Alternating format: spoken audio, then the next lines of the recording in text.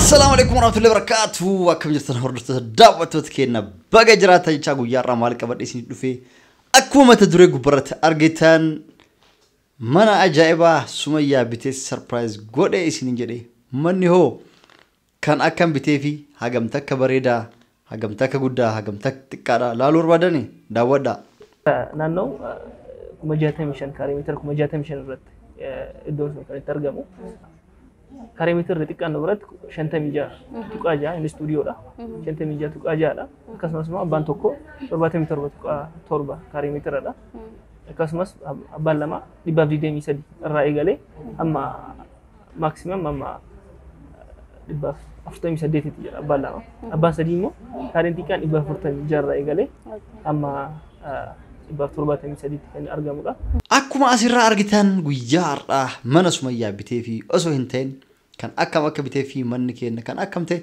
إن شاء الله في ظرف كان إسني في مود لستاي شولا أما في جرو بيسا توكو إسني في كبر في شولا بيسني كل كان أكم يمكن جتنتاتي ورين ملأ كيسم بانكي كيس كيتني بانكي كيسات فايدة تكون على إسني تا أجروف من أكنا ترت إنفست كوتني وكان مو ملأ كيسن من أكنا ترت كباستني فيتني تكيسات جراتشو فيتني مو ترفي في ستين دلوقتي عندتني شولا DMC Real Estate أكو ما أسير أرجتان هدو فلتا ما في جالة تمارا فيديو هنگت أمورات داود أرجع فردا فايدة لي ساعات في قتيل الإنسان ميجا كان جرو في تجودا نموتن هم نكابدني في مدلك أبدن بدل ملأ كيسن بانك كيس كيتن أسرت إنفستيجوتني كيتني هنگ فكيني في ملأ كيسن وجهت كلامه سدين تكحج بانك كيتن من أكنا يتيم بتني وكيتني وجه مراس ترتني يروم ملأ كيسن تبربادن يوم أنا اللي كيس جرات شوم بربادين جبهتني وكان غرغر تاني ساعات فايدة جدا دچان ترفير رارجتن يجودا persentii muraasa jala kafaltanit yoo xiqqoo ijaarames persentii muraasa kafala akkasumatti hanga waggaa takka baati ijaarran waggaa sadii keessatti mana keessan isin ijaaranii xumuran kafaltallee haala saniin xumuruu dandeettan jechuudha. Kanaafeef immoo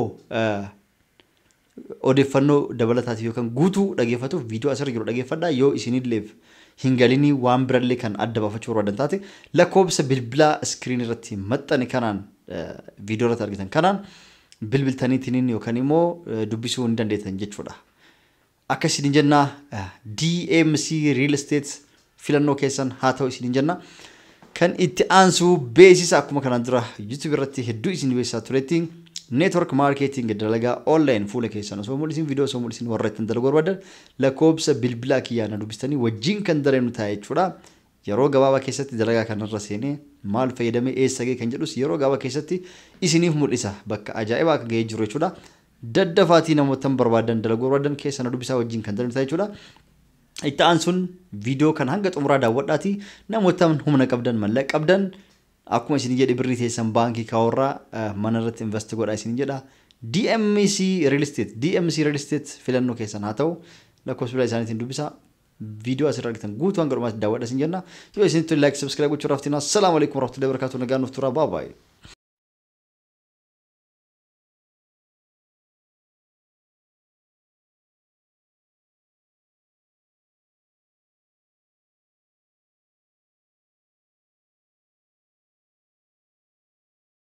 نفتي ليه دي مثل استيتي كنا إسرار أجيسي أكمل تقولن ديسي مال سيا غرغر Tole gaanillee karan fee osoo karan sin dhufin registeetu baay'ee argeera maatikoof mana bituu barbaadeen ture karanaan dhufe isa booddee kawaayee keessanii miidiyoota adda addaarraan dhaga'e kanaafuu immoo qaamaan dhufe mirkaneeffachuu barbaadeen karana dhufe kanaafuu akkamiin registeetiin keessan wanta adda isa godhu registeetiin keessan eenyudha maalidha anna wanta adda isa godhu maal akka ta'e naaf ibsuu dandeessan.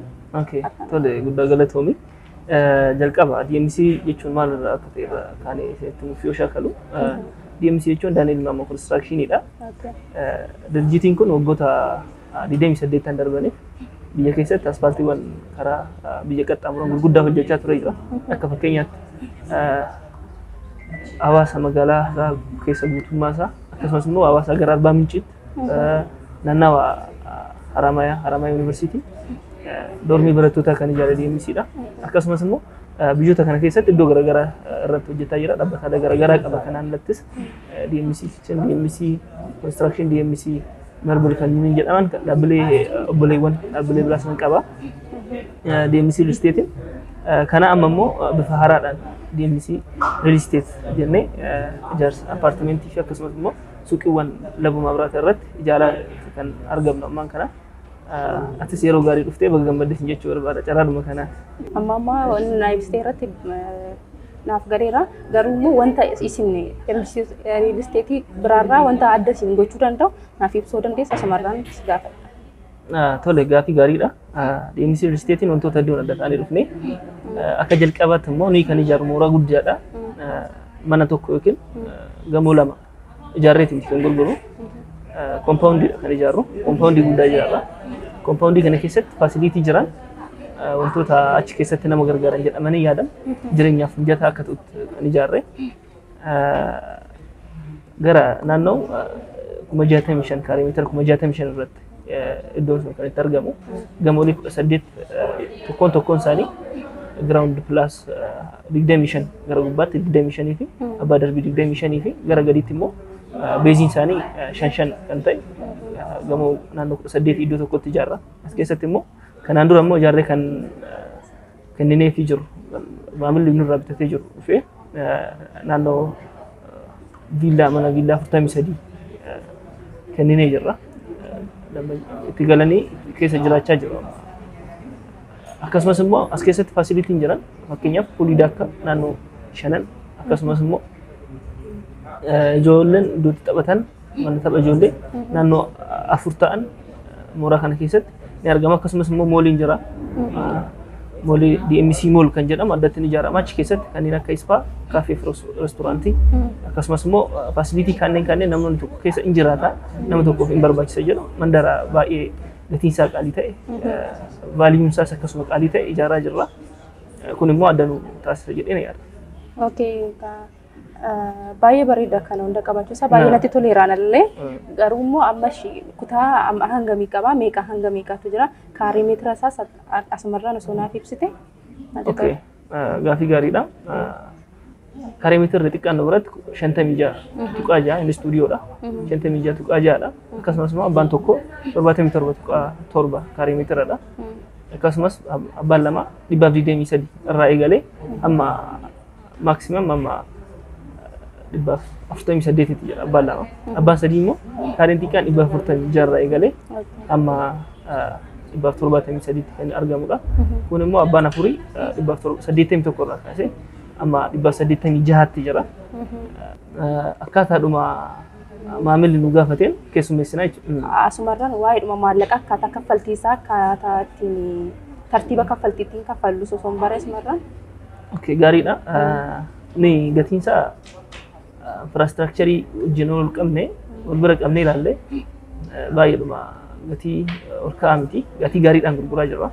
Magaalaa keessatti riisteetota jiran keessaa dorgomaan qabu riisteetiin keenya dhugaa dubbachuudhaaf waan hundayyuu infraastiraakcharii kan guuteefidha.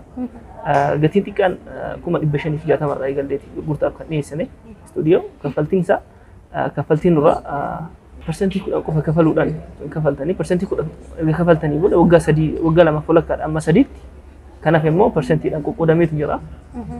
Kaffaltiin tokkoof kaffaltiin lammaffaan garaagarummaan isaanii yoo xiqqaate waggaa 2 walakkaadha hanga waggaa 3tti. Gatiinsaa baay'eedhuma qaalis miti.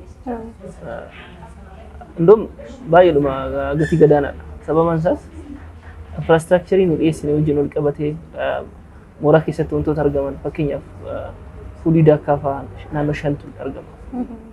Kaarii kana keessatti kan jirani. Akkasumas immoo wantoota hedduu istaandii jenereeteriin jira. Ibsaan dhufee badde jennee warra kan hin qabnu. Tajaajilli bishaanii guutumaan guutuutti mooraa keessatti kan argamudha. Abbaa warraa tokkoof paarkingii tokko dhuunfaa isaaniitti qopheessineefii jirra. Inni immoo akka kennaatti kaarii meetirii keessatti ramadamu. Kana hunda dabalatee nuyi kan gurgurru kilaasii takka qofa miti. Mana tokko qofa, kutaa tokko qofa miti. Vaaliyuu gurgurra. Vaaliyuu mooraa sana keessatti argamu wajjin walitti qabneeti kan gurgurru. Kana wajjin ol qabatee immoo baay'eedhuma gatiinsaa ol kaadha jennee waan dubbannu hin qabnu jechuudha. 500, 500, 60 kaffaltii duraa irraa eegaluudhaan akkaataadhuma garaagarummaa manaatiin kan kaffalchiisnu ta'a. Tole egaa baay'ee bareeda akka manatti maa jirtu kanatti baay'ee bareeda. Innaa gaaffii si gaafachuu barbaadu keessa yeroo baay'ee manoota hin binnaa erga binnee booddee manicha san dhiisnee akka godaannu taana. Sababni isaas immoo akkuma ammaatiin naaf ibsiteetti rakkina bishaanirree rakkinuma sagalee jeequmsa sagaleerree ka'ee rakkinuma ibsaatirraanirree kan ka'e yeroo baay'ee mana sana osoo hin barbaadiin gannee akka deemnuuf yookiin akka mana jijjiirruuf taasifamna jechaadha.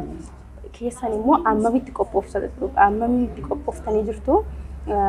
Kana malee immoo mana kana waggaa lamaaf muraasarraa hanga waggaa sadiitti sin harkaan geenya jettaniirtu. Mana hammana ga'u mooraa hammana ga'u hangamiin akkamiin waggaa sadii keessatti xumurtanii nu harkaan ga'uu dandeessa akkamittiin? Gaaffii gaariidha.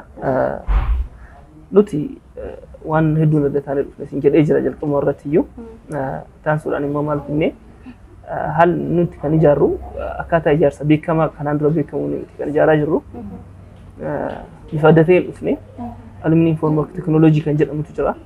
Manni guutummaan guutuunsaa kaasti godhama. Konkiriitii gubbaa gadiitti kan ta'u bilokkeettiidhaan kan ijaaramu manichi. Kun immoo maal nu fayyada yoo jenne tokkoffaa saffisaan ijaarree kaanee waggaa lama haga sadiitti akka xumurru nu taasisa. Kanaan dura akka fakkeenyaatti iskaayilaayitootiin yoo ijaaramu gara Mikeelitti argama. Gara dabalataan ijaarame isaan agartee jiraatu. Waggaa tokko waan hin guunne keessatti aluminium formworkidhaan ijaaramee kan xumurame. Nus bifa saniin teknooloojii haaraa appilaayi goonetti ijaaraa kan jirru. Teknooloojii kana fayyadamnee waan ijaarruuf dhugumatti waggaa lamaaf walakkaadhaan amma sadiitti nu xumursiisa. Kan biroo immoo bu'aan kana fakkeenyaaf sagalee garaagaraatu jira. Akkasumas immoo yeroo aduu fa'aa manni ho'uun jira. Akkasumas immoo tikneesiin mana sanaas akkam bal'inni isaa akkam wajjin affeektii waan godhu qaba. Kan hundayyuu giddu gala godheeti kan ijaaraa jirru jechuudha. Aluminium formwork teknooloojii kanaan dhugumatti garuu biyya keenya keessatti illee baratamaa ta'uu dhabuyyuu sadarkaa riil isteetitti akka magaalaa Finfinneetti isa jalqabaati jennee kan ijaaraa jirru jechuudha. Tole egaa baay'ee bareeda. Kan biraa waan gaaffii dhumaas gaafachuu barbaadu iddoon isaa mijataadha tiraanspoorteeshiniidhaaf fakkeenyaaf akkamiidha iddoon inni irra jiru kan jiru baruun barbaadu. Gaariidhaan illee nuti naannawa Labuu Maabiraat jedhamee beekamutti kan ijaaraa jirru. Boolee irraa naannoo kiiloomeetira 7 fagaatee akkasumas immoo naannoo Meeksikoo irraa kiiloomeetira 5 fagaatee dhugumatti namni konkolaataadhaan gara Booleetti daqiiqaa 5 daqiiqaa 7tti akkasumas immoo daqiiqaa 3 hanga 4tti gara Meeksikootti bahuu danda'a. Nuyi kan ijaaraa jirru naannoo sarkilii irratti naannoo karaa 4 wal quunnamsiisuu irratti jechuudha. Karaan tokko immoo haayiweedha. Gara Adaamaatti namni deemuu barbaadu gara Bishooftuutti namni deemuu barbaadu haayiweedha karichisa. Karaa gaarmentiitiin godhee daqiiqaa muraasa keessatti deemuu danda'a. Akkasumas immoo gara Laaftootti kan baasu jira. Karaa Laaftoo Goofaa godhee gara magaalaa keessatti bahuu kan barbaadu. Akkasumas immoo karaa Jamuutiin namni gara Sabbataafaatti Ooliso fa'aa namni deemuu barbaadu haaluma salphaadhaan argachuu danda'a. Gara Meeksikoottis eessayyuu deemuuf gara miyyuu dhaquudhaaf haala salphaa karaa salphaa ta'ee fi mijataa ta'edha kan nuti qabnu. Nuti iddoon irratti argamnu. Kun immoo moor pileesidha wajjin wal qabate adda nu taasisa jedhee nyaata. Baay'ee gammadeera tajaajila keessan kana walitti. Amma wanta dhagees baay'ee na gammachiiseera. Kanaafuu ammas otoon abbaa kutaa lamaa bituu barbaachisicha lama bituu barbaade maal of keessatti qabateera maaliin argachuu danda'a? Tole barbaachisicha lama wanti adda godhu jira. Inni jalqabaa immoo kutaa hojjettuu mana shaaworiis mana fincaanis kan of keessaa qabu kilaasii dabalataa qaba. Barbaachisicha lama jedhamu malee kutaa dabalataas akkasumas immoo kutaa laawundarii fi istoorii addatti qaba. Kun immoo kilaasii kutaawwan hin herreegamnedha. Barbaachisicha lamaatiin alatti jechuudha. Akkasumas immoo maaster beedruum inni jennuun kutaan maasteriin ciisichaa inni immoo of keessaa kutaa mana fincaanii fi shaaworii of keessaa qabataa jechuudha. Barbaachisicha lamaa kun immoo kaareen xiqqaan naannoo 228.9 ammaan kana immoo nama dursee dhufuuf filoorii gara gadiitti jiru argachuufis hin dandeenya nama dursee dhufuuf jechuudha. Atama dursee dhuftee lammaffaa irratti yookiin sadaffaa irratti si arguu danda'a jechuudha. Inni immoo gatiin isaa kaffaltii dura persentii 10 qofa kaffaltee agiriimentiin hin qophaa'a wixanee jechuudha. Waliin hin qophaa'a kaffaltii kaffaltee nagayin siif cita siif kutamee siif laatama manni immoo siif filanna floorii ati barbaadde irratti biratti beejee namni dursa dhufu dursa keessummeeffama atama dursa dhuftee waan amma jiru available floorii available ta'e ammaan kana jiru siif laannaa jechuudha kanaaf immoo wanti sirraa eegamu parsantii 10 naannoo miliyoona tokko tuqaa lama kafalta isa erga kafaltee booda mana siif filla mana ati filatte irratti dhaabannee immoo agriimentii keenya irratti manni sunis attach ta'a jechuudha manni ati filatte akkasumas immoo lootiin ati irraa filatte sun mana miiqaffaa akka ta'e booda gaafa dhuftee mana sanatti galtu manuma sana akka argattuuf jechuudha.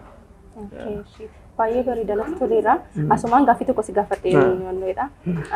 Yeroo baay'ee iddoo baay'ee irratti jechuun dhaabbata baay'ee irratti gatii gadi buusuu yeroo baay'ee irra wannoo jedhama ta'u in jedhama malee in arginu afaaniin qofadha. An keessan immoo amma parsantii 25 gadi bu'eera. Hammam kana immoo hammam ittiin dhugaadha. Dhugaadha gaaffii gaariidha. Wanti jiru DMC Statein hir'isaa godhee jira, hir'ina godhee jira. Yookiin isa diskaawuntii jennu jechuudha. Diskaawuntii godhee jira. Diskaawuntiin kun immoo parsantii 5 amma parsantii 25tti kaffaltii dura parsantii 10 ol yeroo tokko inni kafalee nan danda'a namni jedhu parsantii 25 namni kafale parsantii 8 diskaawuntii argata. Akkasumas immoo parsantii 40 yeroo tokko kafaluu danda'u parsantii 10 akkasuma jedha immoo namni parsantii 100 yeroo tokko kafaluu danda'u mana parsantii 75 qofaan bitachuu hin danda'a jechuudha. Parsantii 25 diskaawuntii argatee parsantii 75 qof mana bitatee galuu hin danda'a jechuudha. Kun immoo herreegameetu gatii irra jirurra kana maamilli iyyuu herreeguu danda'a jechuudha. Herreegeetu parsantii 75 qofaan abbaa manaa ta'ee galuu hin danda'a jechuudha. Kun immoo carraa gaariidha jedhee ni yaada. Tole egaa galatoomii jecha asumarraan akkas akka ogeessa tokkotti maal naan jettaa maal na gorsita? Tole ani akka ogeessa tokkotti wanti si gorsu akka jalqabaatti manni qabeenya dhaabbataadha. Akka qabeenya kaanneenii miti. Yeroo yerootti wanta dabalaa deemuudha beektaa. Yeroo yerootti har'aatti vaaliyuun birrii jira. Time value of money waan jedhamu jira. Birriin har'aa kun boru wajjin wal qixa miti beektaa. Gatiin irratti ittiin bitte kun investimentii irratti yoo barbaade waastinaa mataa ofii danda'e qaba. Kun immoo akka itti bittuuf wantoota jajjabeessan keessaa tokkodha mana bituun. Fakkeenyaaf mana liqaadhaaf yoo barbaadde wantoota garaagaraatiif yoo barbaadde appaartimentii iddoo kana fakkaatu labbuma biraate jechuun safara baay'eedhuma guddachaa jirudha amma gara akkuma illee argaa jirtu kana baay'eedhuma irratti hojjetamaa jira. Isa qofa miti Finfinneedhuma guutumatti magaalaan Finfinnee baay'eedhuma irratti hojjetamaa kan jiru iddoon irratti hojjetamaa jira keessaa isa magaalaa isa duraati. Iddoo kanatti immoo mana bitachuun kan ka'e mur waan gaariidha jedhee ni yaada. Kanaaf immoo abdiin qaba kan xumurummoo. Tole egaa guddaa galatoomii tajaajiluma keetiif illee baay'ee namatti toltu baay'ee natti toleera iddoon keessan.